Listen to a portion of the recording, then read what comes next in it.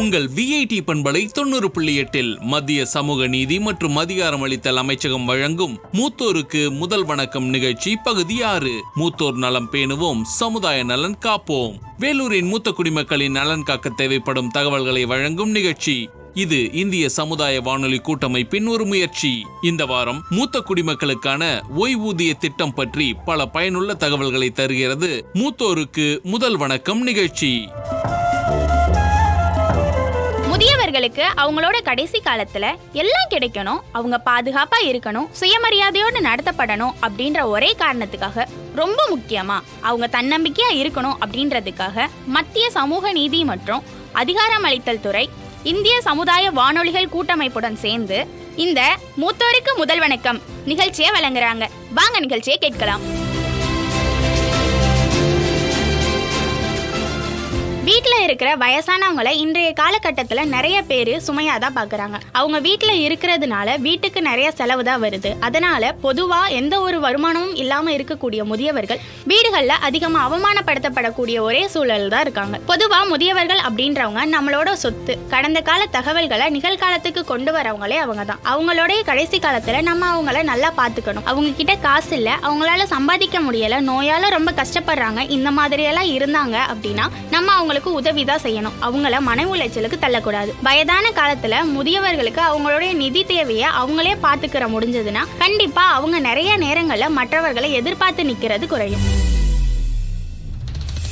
இன்னைக்கு மூத்தோருக்கு முதல் வணக்கம் நிகழ்ச்சியில முதியவர்களுக்கான ஓய்வூதியம் திட்டம் பத்தி தான் பேச போறோம். இதை பத்தி பேசுறதுக்கு இன்னைக்கு நம்மளோட வானொலிக்கு வந்திருக்காங்க தாத்தா பாரத்தும் அவங்களுடைய பேத்தி லட்சுமியும் வந்திருக்காங்க. அவங்க பேசுறத கேட்க நீங்களும் ஆர்வமா இருக்கீங்கன்னு நினைக்கிறேன். நாங்களும் ரொம்ப ஆர்வமா இருக்கோம். வாங்க அவங்க பேசுறத கேட்கலாம். லட்சுமி கண்ணு, எங்க இருந்த? ஏன் இவ்வளவு நேரம் லேட்டு? என்ன தாத்தா, முகத்துல சந்தோஷ கலை தாண்டவம் ஆடுது. நேயர்கள் கூட பேச போறதுனால ரொம்ப சந்தோஷமா இருக்கீங்களோ? ஆமா ஆமா, வாரம் அவங்கள சந்திக்கிறதுனால அவங்களும் நம்ம குடும்பத்துல ஒரு ஆள் ஆயிட்டாங்கல்ல. அதான் அவங்க கூட பேச போறோம், அவங்கள பார்க்க போறோம் அப்படின்னு நினைச்சாலே உள்ளுக்குள்ள சந்தோஷம் வருது. கரெக்ட் தான் தாத்தா, உங்களுக்கு மாதிரி தான் எனக்கும் இருக்குது. சரி போலாமா? போலாம் லட்சுமி கண்ணு. எங்க நிகழ்ச்சியை கேட்க காத்து கொண்டிருக்கிற அன்பான நேயர்கள் எல்லாருக்கும் தாத்தாவோட சார்பாகவும் பேத்தியோட சார்பாகவும் வணக்கம். மூத்தோருக்கு முதல் வணக்கம் இந்த நிகழ்ச்சியை வழங்குறதுக்காக நான் லட்சுமிய வந்திருக்கேன். அப்புறம் என் கூட என் தாத்தா பாரத்தும் வந்திருக்காங்க. தாத்தா, உங்களுக்கு தான் நிறைய ரசிகர்கள் இருக்காங்க. என்ன லட்சுமி கண்ணு, நிகழ்ச்சியோட ஆரம்பத்திலேயே தாத்தாவை வம்பிழுக்கிறியா? சரி, நீ இப்படி பேசுறது தான் தாத்தாக்கு ரொம்ப பிடிச்சிருக்கு. சும்மா சொல்லக்கூடாது. தாத்தாவை நீ ரொம்ப நல்லா சந்தோஷமா வச்சிருக்க. தேங்க்ஸ் தாத்தா. சரி, இன்னைக்கு எதை பத்தி தாத்தா பேச போறோம்? இன்னைக்கு நம்மளோட நிகழ்ச்சியில முதியவர்களுக்கான சிறப்பு நலத்திட்டங்கள் என்னெல்லாம் இருக்கு, அது மூலமா முதியவர்கள் எப்படி பயனடைய முடியும், இத பத்தி தான் ரொம்ப விரிவா பேச போறோம். சரி தாத்தா, இந்த திட்டங்கள் எல்லாம் யார் கொடுக்கறது? மத்திய சமூக நீதி மற்றும் அதிகாரம் அளித்தல் அமைச்சகம். இவங்க தான் மாற்றுத்திறனாளிகள், முதியவர்கள், பிற்படுத்தப்பட்ட மற்றும் மிகவும் பிற்படுத்தப்பட்ட வகுப்பினர் ஆகியோருக்காக நிறைய திட்டங்களையும் புதிய கொள்கைகளையும் உருவாக்குறாங்க. இது இந்திய அரசோட ஒரு முக்கியமான துறை. இந்த மாதிரி திட்டங்கள் எல்லாம் செயல்படுத்துறதுக்காகவே இது உருவாக்கப்பட்டிருக்கு. சரி லட்சுமி கண்ணு, இன்னைக்கு நம்ம வழக்கறிஞர் கூட மூத்த குடிமக்களுக்கான ஒருங்கிணைந்த திட்டம் பற்றி பேசிட்டு இருந்தோம். நம்ம வழக்கறிஞர் கூட அதை பத்தி நிறைய சொன்னாரு இல்லையா? அதை பத்தி இப்ப நம்ம நேயர்களுக்கும் நீ சொல்றியா? கண்டிப்பா சொல்றேன் தாத்தா. மூத்த குடிமக்களுக்கான ஒருங்கிணைந்த திட்டம் அப்படிங்கிறது முதியவங்களுக்கு சமூகம், பொருளாதாரம் மற்றும் சுகாதார வசதிகள் வழங்குறத நோக்கமா கொண்டது. இது இந்திய அரசாங்கத்தோட ஒரு முக்கியமான முயற்சியா இருக்கு. முதியவங்க நல்லா இருக்கிறதுக்கும், அவங்க வாழ்க்கை தரத்தை மேம்படுத்துறதுக்கும், அவங்க கண்ணியத்தோட வாழ்றதுக்கும் இந்த திட்டம் வழிவகை செய்யுது. சரி லட்சுமி கண்ணு, அதனால முதியவர்களுக்கு என்னென்ன பயன்கள்லாம் கிடைக்கும்? அவசரப்படாதீங்க தாத்தா, ஒன்னொன்னா சொல்றேன். இந்த திட்டத்து கீழே தான் முதியவங்களுக்கான மாதாந்திர ஓய்வூதியம், சுகாதார காப்பீடு, வீட்டு மானியங்கள், கல்வி மற்றும் பயிற்சி வசதிகள், அப்புறம் சமூக பாதுகாப்பு, இந்த மாதிரி சலுகைகள் எல்லாமே வழங்கப்படுது. என்ன லட்சுமி, இந்த தாத்தாவை பார்த்தா உனக்கு நக்கலா தெரியுதா? என்ன தாத்தா, ஏன் திடீர்னு கோவப்படுறீங்க? அப்புறம் முதியவர்களுக்கெல்லாம் ஓய்வூதியம் இருக்குதா என்ன? அதுவும் கிடைக்குமா என்ன? நான் சொல்றத அப்ப நீங்க நம்பல, அப்படிதானே? சரி சரி இருங்க, முழு விவரத்தையும் சொல்றேன். நம்ம இந்திய அரசு மாநில அரசுகளோட இணைஞ்சு குறிப்பா நிறைய திட்டங்களை செயல்படுத்திட்டு வர்றாங்க. அதுல ஒண்ணுதான் மூத்த குடிமக்களுக்கான ஓய்வூதிய திட்டங்கள்.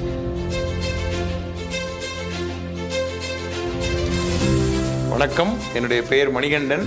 இந்திய ஆயுள் காப்பீட்டு கழகம் LICயில் முதன்மை காப்பீட்டு ஆலோசகராக இருக்கிறேன். நான் 1985 கிட்டத்தட்ட 39 ஆண்டுகளாக இந்த ஃபீல்டில் இருக்கேன்.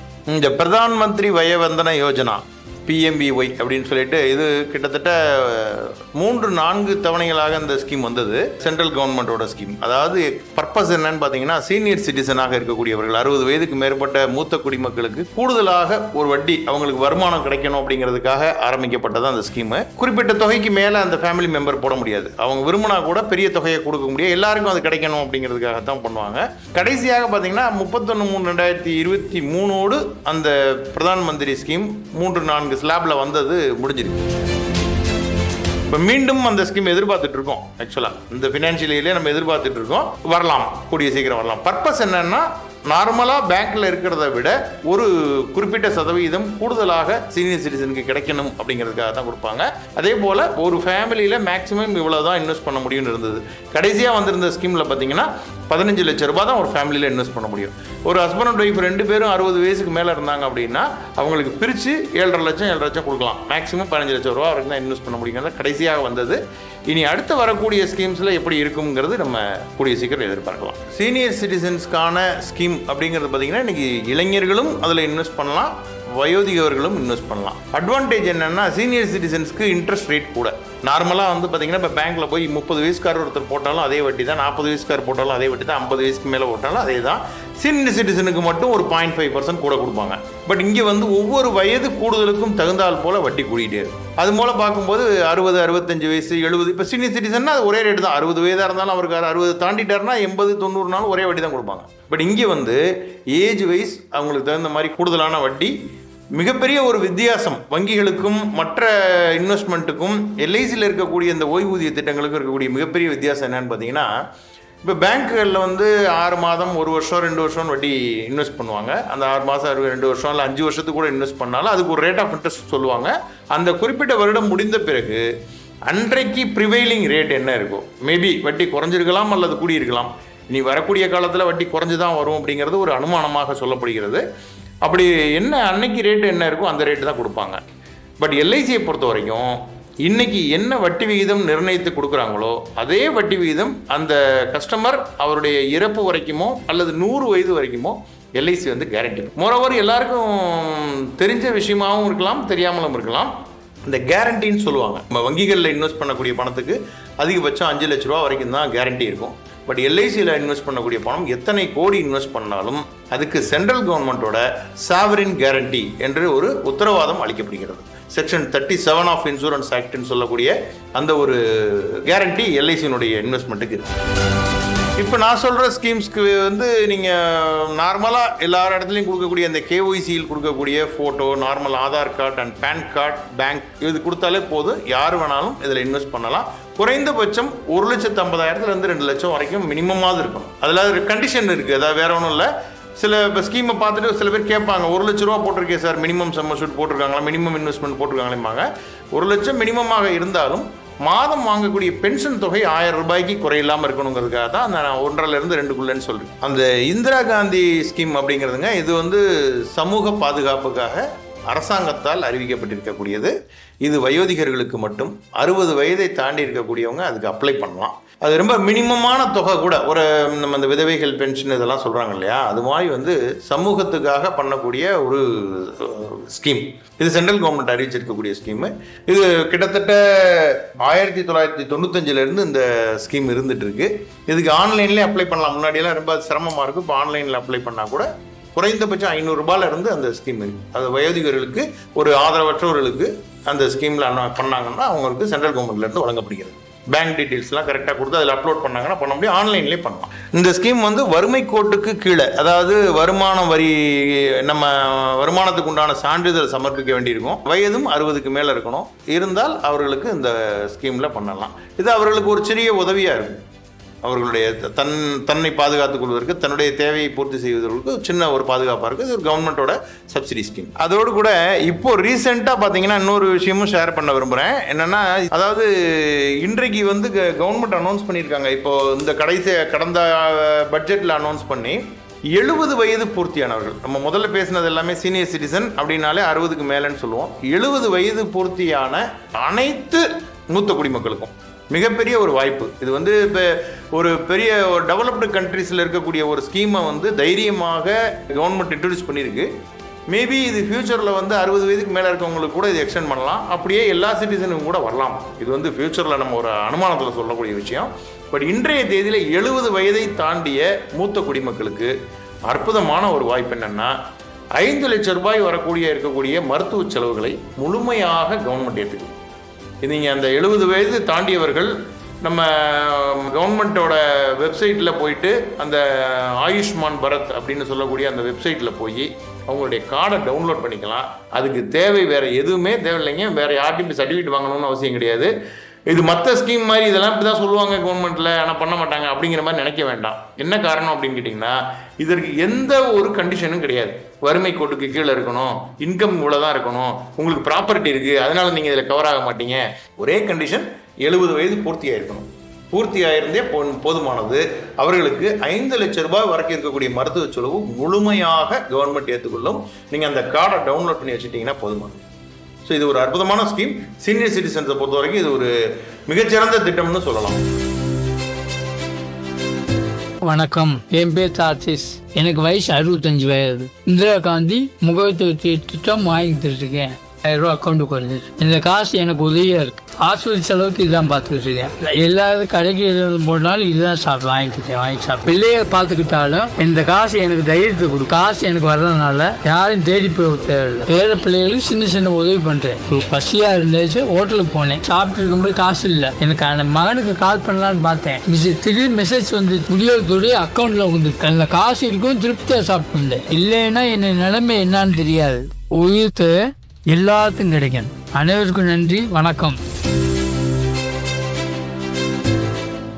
என்ன தாத்தா, இப்ப நம்புறீங்களா என்ன? நம்புறேன் லட்சுமி கண்ணு. ஆனா என்ன தாத்தா ஆனான்னு இழுக்கிறீங்க? இன்னும் உங்களுக்கு நம்பிக்கை வரல அப்படிதானே? இல்லம்மா, நீ சொல்றத கேட்கும்போது நல்லா தான் இருக்குது, நல்ல பயனும் இருக்கும் போல. ஆனா இந்த திட்டம் எப்ப தொடங்கப்பட்டுச்சு, அதோட பெயர் என்ன? தாத்தா, இன்னொரு சுவாரஸ்யமான விஷயம் சொல்லவா? முதியவங்களுக்கு ஒரே ஒரு ஓய்வூதிய திட்டம் மட்டும் இல்ல, நிறைய இருக்குது. அதுல குறிப்பிடத்தக்கதா சொல்லணும்னா 1995 தொடங்கப்பட்ட இந்திரா காந்தி தேசிய முதியோர் ஓய்வூதிய திட்டம், அப்புறம் மூத்த குடிமக்கள் ஓய்வூதிய திட்டம். சரிமா, இதோட பயன்கள் எல்லாம் என்ன? தாத்தா, இந்திரா காந்தி தேசிய முதியோர் ஓய்வு திட்டத்துக்கு கீழே முதியவங்களுக்கு மாசம் ஓய்வூதியம் கொடுக்கப்படுறதுதான் இதோட பயன். ஆகா, நல்ல திட்டமா இருக்கு. சரி, இது எப்படி செயல்படுத்தப்படுது? நான் சொல்றேன் தாத்தா. 60 வயசை தாண்டின பொருளாதார ரீதியா கஷ்டப்படுற முதியவங்களுக்கு உதவணுங்கிறது தான் இந்திரா காந்தி தேசிய முதியோர் ஓய்வூதிய திட்டத்தோட நோக்கமா இருக்கு. இந்த ஓய்வூதியம் அவங்களோட வாழ்நாள் முழுவதுமே, அதாவது உங்க கடைசி காலம் வரைக்குமே கிடைக்கும். குறிப்பா சொல்லணும்னா, யாரெல்லாம் பொருளாதார ரீதியா ரொம்ப நலிவடைஞ்சவங்களாவும் நிலையான வருமானம் இல்லாதவங்களாவும் இருக்காங்களோ அவங்களுக்கு இந்த திட்டம் ரொம்பவே பயனுள்ளதா இருக்கும். இந்த திட்டத்துல யாராவது விண்ணப்பிக்கணும்னு நினைச்சா அவங்களுக்கு 60 வயசாக இருக்கணும், அப்புறம் வருமானம் எதுவும் இருக்கக்கூடாது, பொருளாதார ரீதியா ரொம்ப நலிவடைஞ்சவங்களா இருக்கணும், அப்படித்தானே சொல்ல வர? அவங்க மட்டும் இல்ல தாத்தா, மாற்றுத்திறனாளிகள் கூட இந்த திட்டம் மூலமா பயனடையலாம். சரி லட்சுமி கண்ணு, நம்ம நேயர்களை ரொம்ப நேரமா காக்க வைக்க வேணாம். இந்த திட்டத்துல அவங்க பயன்பெறணும் அப்படின்னா என்னென்ன ஆவணங்கள் எல்லாம் தேவை சீக்கிரம் சொல்லு. வயதுக்கான சான்று, வருமான வரி சான்றிதழ், இல்லைனா வறுமை கோடு தொடர்பான சான்றிதழ், ஆதார் அட்டை, வாக்காளர் அடையாள அட்டை, இல்லைனா பாஸ்போர்ட் நகல், இந்த மாதிரி அடையாள சான்றுகள் ஏதாவது ஒண்ணு, அப்புறம் அவங்களோட வங்கி கணக்கு விவரங்கள் இதெல்லாம் கொடுத்தா மாசம் மாசம் ஓய்வூதியம் அவங்களுக்கு நேரடியாவே கிடைச்சிடும் தாத்தா. சரி லட்சுமி கண்ணு, இதுக்காக நாம எதுவும் விண்ணப்பங்களை நிரப்பணுமா? அந்த விண்ணப்பங்களை எங்க போய் வாங்க முடியும்? அதை எப்படி நிரப்புறது அதையும் சொல்லிடுமா?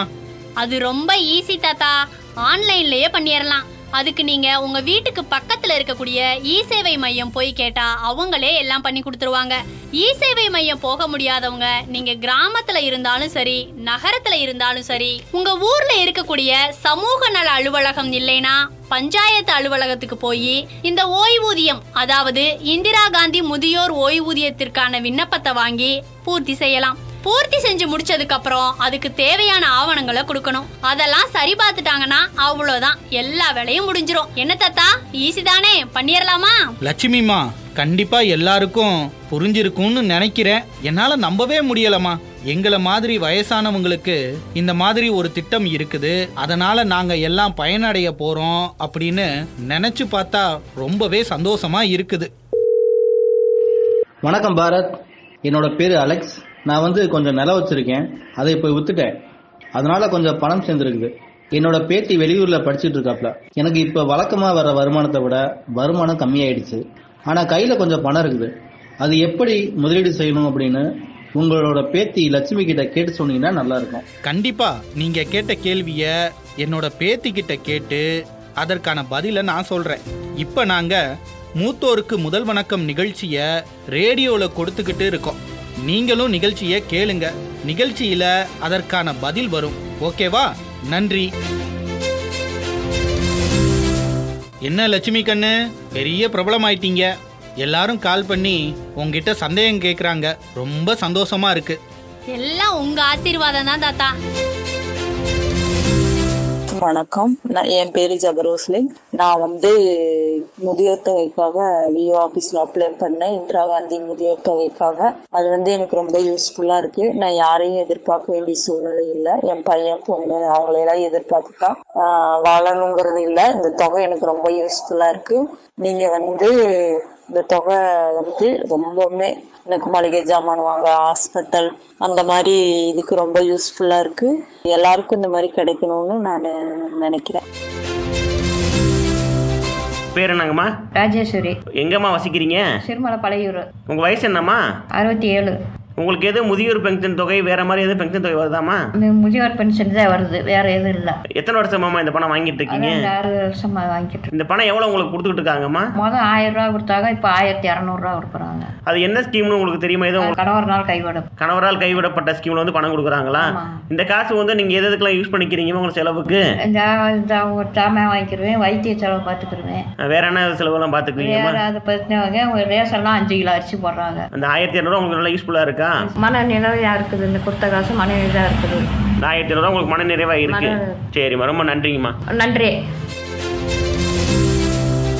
வணக்கம்மா, உங்க பேர் சொல்லுங்க. அம்சவல்லிம்மா.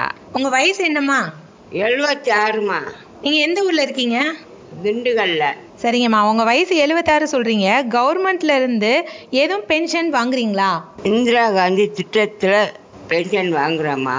சரிங்கம்மா, நீங்க இப்ப இந்திரா காந்தி திட்டத்துல பலன் அடைகிறீங்க. இதனால உங்களுக்கு என்னென்ன பலன்கள் கிடைக்குதுன்னு சொல்றீங்களா? சாப்பாட்டு செலவுக்கு, மருத்துவ செலவுக்கு, தங்குறதுக்கெல்லாம் வச்சுக்கிறேம்மா.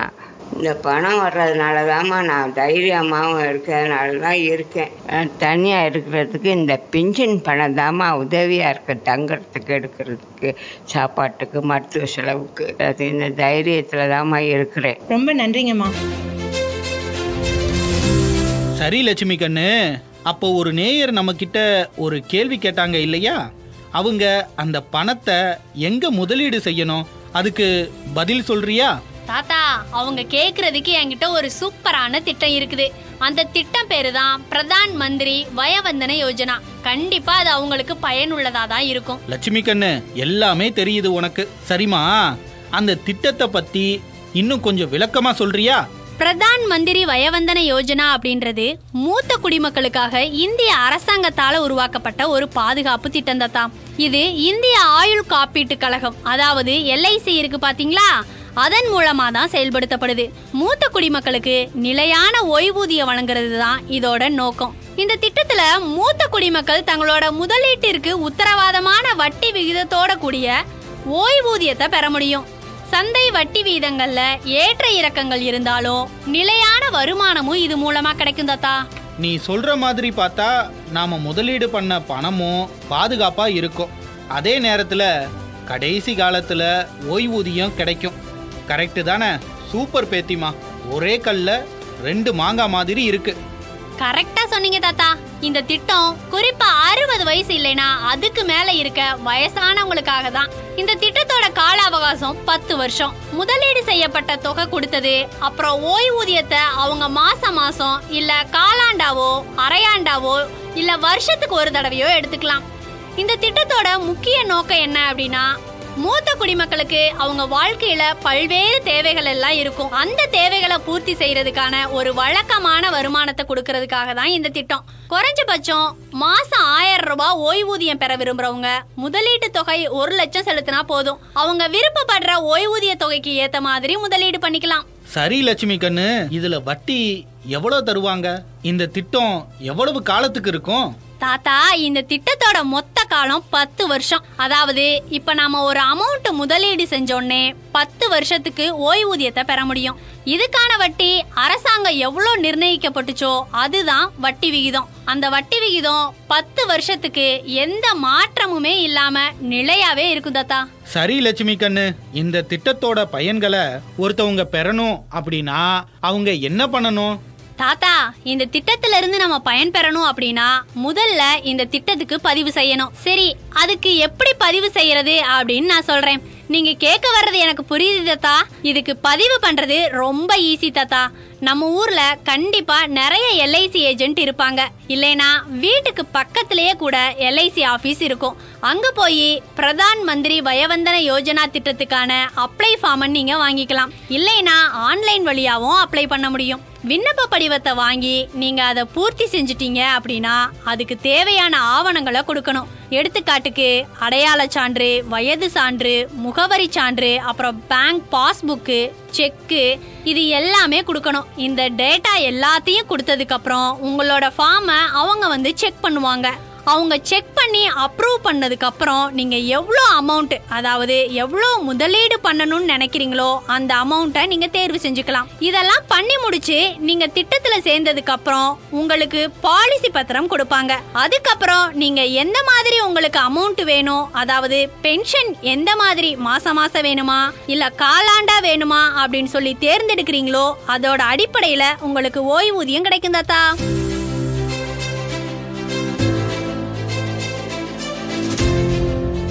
சரிம்மா, இப்ப இந்த பாலிசி எடுத்ததுக்கு அப்புறம் உடம்புல ஏதாவது பிரச்சனை வந்துட்டா அவங்க என்ன பண்ண முடியும்?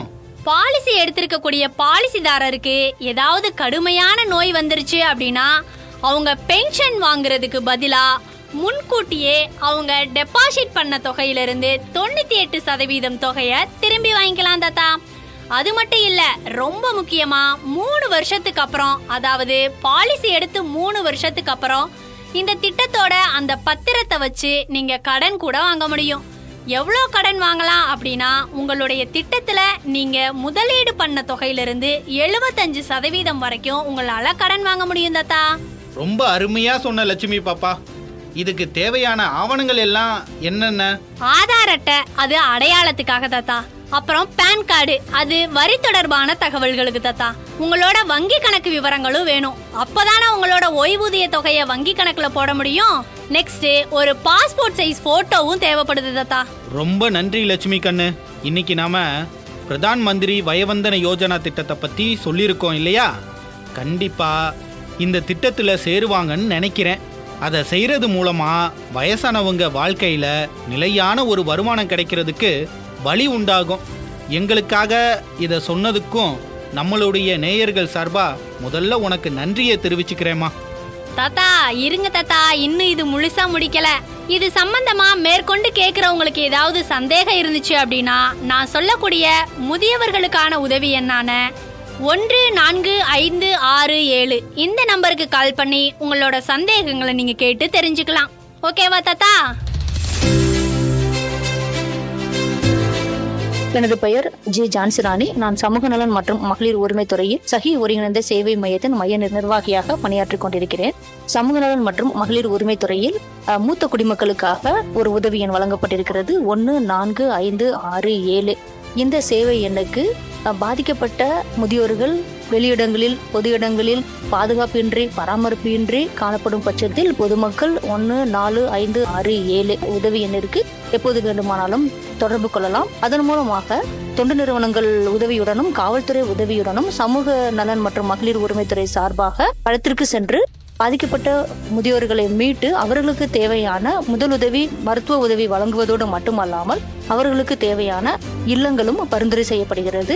தொடர்ந்து நமது திண்டுக்கல் மாவட்டங்களில் காவல்துறை உதவியுடன் தொண்டு நிறுவன உதவியுடன் பாதிக்கப்பட்ட முதியோர்களை மீட்டுக் கொண்டிருக்கிறோம். பாதிக்கப்பட்ட முதியோர்களை மீட்டு தன்னார்வ தொண்டு நிறுவனங்களில் இயங்கிக் கொண்டிருக்கும் முதியோர் இல்லங்களில் அவர்கள் பாதுகாப்பு மற்றும் பராமரிப்பிற்காக தங்க வைக்கப்பட்டு வருகின்றனர். மூத்த குடிமக்கள் பராமரிப்பு மற்றும் நலச்சட்டம் நடைமுறையில் இருந்து வருகிறது. இச்சட்டத்தின் மூலம் குழந்தைகளுக்கு சொத்துக்கள் வழங்கப்பட்டிருப்பின் குழந்தைகள் பெற்றோர்களை சரியாக பராமரிக்க முடியாத பட்சத்தில் சொத்துக்களை திரும்ப மீட்டு பாதிக்கப்பட்ட முதியோர்களுக்கு திரும்ப அளிக்கும் ஒரு சட்டம் இயங்கிக் கொண்டிருக்கிறது. அது சிறப்பாக இயங்கிக் கொண்டிருக்கிறது. அதன் அடிப்படையில் பெற்றோர்கள் குழந்தைகளை நன்முறையில் பாதுகாக்கப்படுவார்கள் என்று நம்பப்படுகிறது. நேரம் ஆயிருச்சு, நாம நிகழ்ச்சியை முடிச்சிட்டு கிளம்பலாமா? ஓகே தாத்தா. சரி நேயர்களே, நானும் தாத்தாவும் கிளம்புறோம். அடுத்த நிகழ்ச்சியில சந்திக்கலாம். பாய். மூத்தோருக்கான முதல் வணக்கம் விழிப்புணர்வு பாடல். மூத்தோருக்கு என்றுமே முதல் வணக்கம், மூத்தோருக்கான உரிமைகளை நாம் மதிப்போம். மூத்தோருக்கு என்றுமே முதல் வணக்கம், மூத்தோருக்கான உரிமைகளை நாம் மதிப்போம். குடும்பம் சமுதாயம் வளங்காணவே, குடும்பம் சமுதாயம் வளங்காணவே ஓய்வின்றி உழைத்தவரை நாம் வணங்குவோம், ஓய்வின்றி உழைத்தவரை நாம் வணங்குவோம். மூத்தோருக்கு என்றுமே முதல் வணக்கம், மூத்தோருக்கான உரிமைகளை நாம் மதிப்போம்.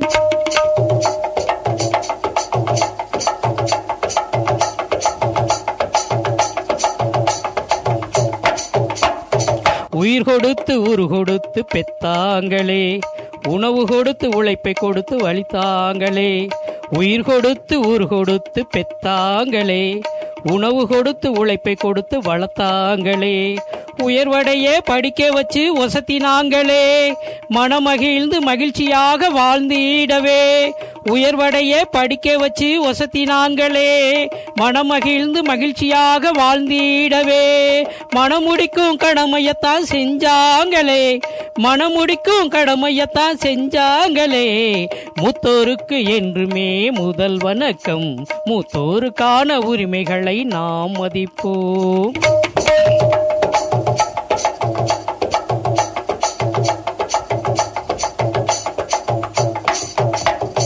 அன்பாக 4 வார்த்தை நாளும் பேசணும், அறிவுரைகள் சொல்லும் போது நாமும் கேட்கணும். அன்பாக 4 வார்த்தை நாளும் பேசணும், அறிவுரைகள் சொல்லும் போது நாமும் கேட்கணும். முதியோரை சாமி போல நாமும் பார்க்கணும், முதியோரை சாமி போல நாமும் பார்க்கணும். நலம் பலவும் பெற்றிடவே பணிந்து நடக்கணும், நலம் பலவும் பெற்றிடவே பணிந்து நடக்கணும்.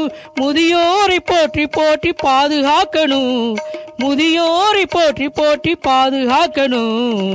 மூத்தோருக்கு என்றுமே முதல் வணக்கம், மூத்தோருக்கான உரிமைகளை நாம் மதிப்போம். குடும்பம் சமுதாயம் வளங்காணவே, குடும்பம் சமுதாயம் வளங்காணவே ஓய்வின்றி உழைத்தவரை நாம் வணங்குவோம், ஓய்வின்றி உழைத்தவரை நாம் வணங்குவோம். மூத்தோருக்கு என்றுமே முதல் வணக்கம். மூத்தோருக்கான உரிமைகளை நாம் மதிப்போம். மூத்தோருக்கு என்றுமே முதல் வணக்கம். மூத்தோருக்கான உரிமைகளை நாம் மதிப்போம். மூத்தோருக்கான உரிமைகளை நாம் மதிப்போம். நாம் மதிப்போம்.